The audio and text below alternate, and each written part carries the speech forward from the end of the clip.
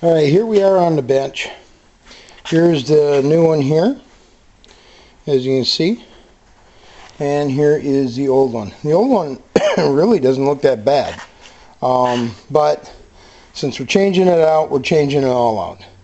Now the main thing to do is to try and make sure that they are of equal length. What I did was I squared these off here, and then I squared them off to make sure they were the exact same length. Now you can use a tape measure if you wish. What I'm going to do is I'm going to put a piece of tape around here so that I can remove this in the nut, and I'm going to have that place marked. And then what I'll do is break this loose, and I will transfer this hole, the boot, and all that over onto the new one.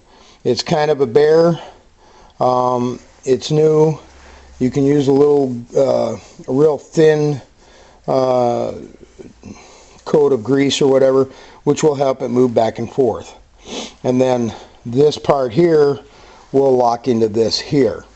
So you want to make sure you don't push that all the way up to lock in prior to you getting this screwed back in and tightened up.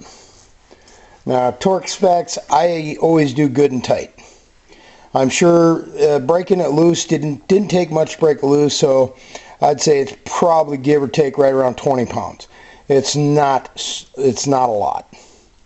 One reason for this lock nut is so this doesn't move, and this doesn't move while they're connected.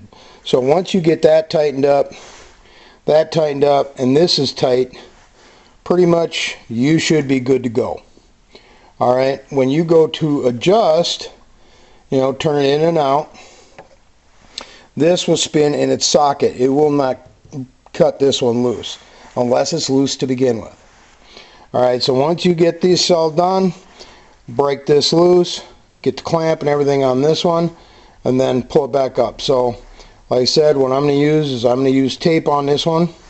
Now keep in mind, when you screw this in, it may not be upright, so you're going to have to go a little bit. It shouldn't take much more than a quarter to a half turn to get it exactly where you want it.